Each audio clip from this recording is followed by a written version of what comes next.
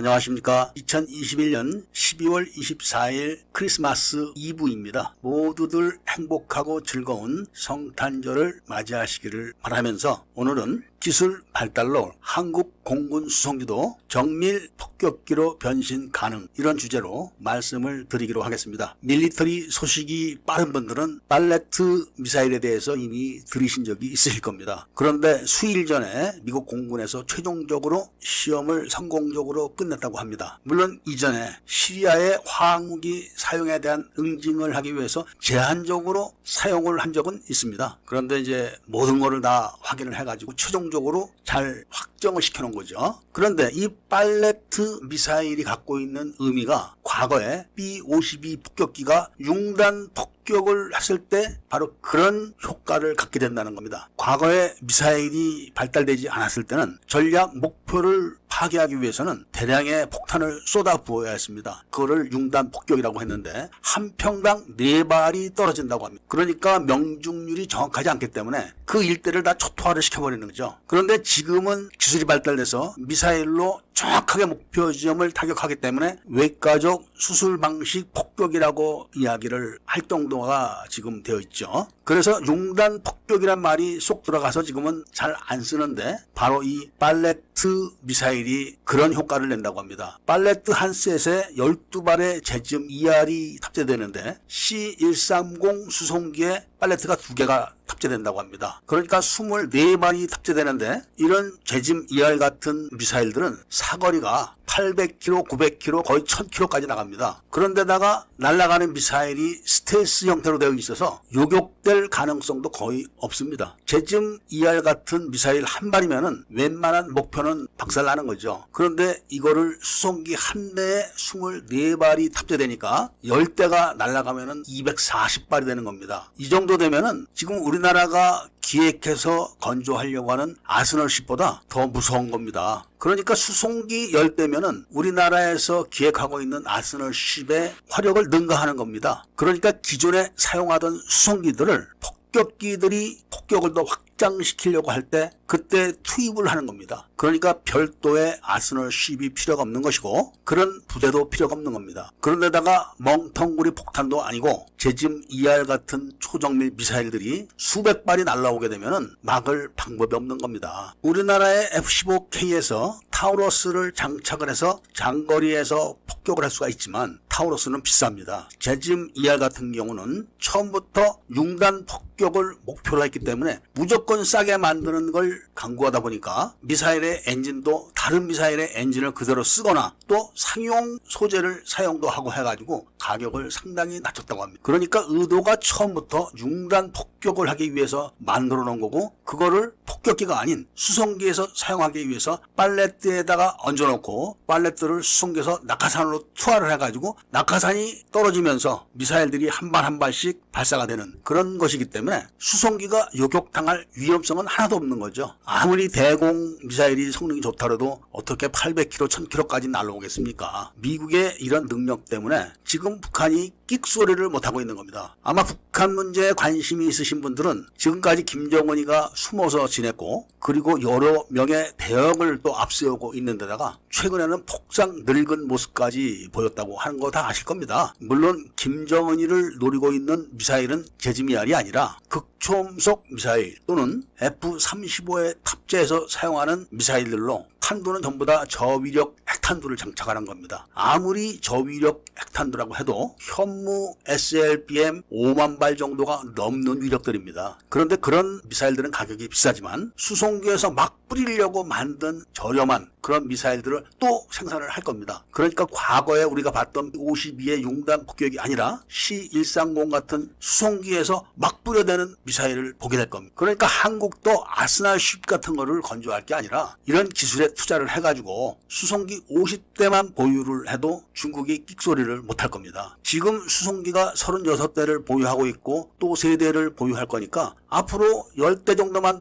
더 보유를 하고 이런 발레트 발사 시스템을 개발해 놓으면은 격침의 위험도가 높은 아스널십보다는 더 전략적으로 유용하다, 이런 말씀을 드리면서 오늘 이야기를 마치고자 합니다. 구독을 꼭 해주시고 좋아요와 알림 설정을 부탁드리면서 이야기를 들어주셔서 감사드립니다.